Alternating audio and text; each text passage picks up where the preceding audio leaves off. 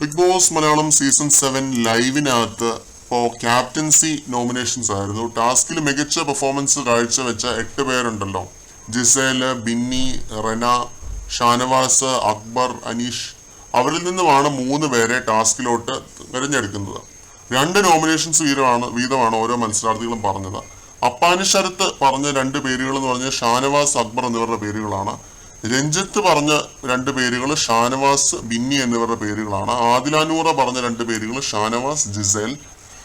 റേണു പറഞ്ഞത് അക്ബർ, ബിന്നി എന്നിവരുടെ പേരുകളാണ്. അനുമോള് പറഞ്ഞത് ഷാനവാസ്, ബിന്നി എന്നിവരുടെ പേരുകളാണ്.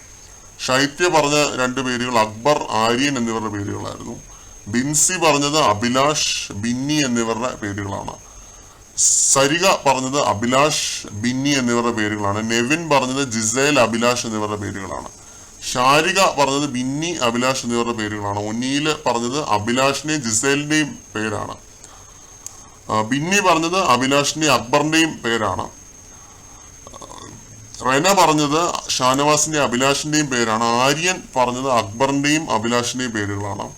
ജിസേല്, ഷാനവാസ്, ആര്യൻ എന്നിവരുടെ പേരുകൾ പറഞ്ഞു.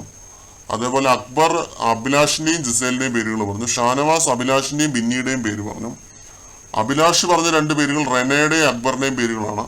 അതേപോലെ അനീഷ് പറഞ്ഞത് ഷാനവാസിന്റെയും റെനയുടെയും പേരുകളാണ്. ഷാനവാസിന് 7 ക്യാപ്റ്റൻസി വോട്ട്സ് ആണ് ലഭിച്ചത്. ബിന്നിക്കും 7 വോട്ട്സ് ആണ്.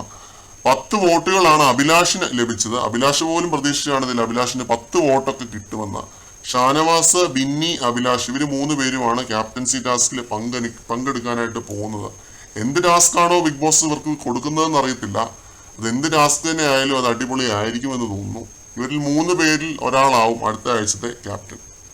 കൂടുതൽ ലൈവ് അപ്ഡേറ്റുകളുമായിട്ട് നമുക്ക് വീണ്ടും കാണാം.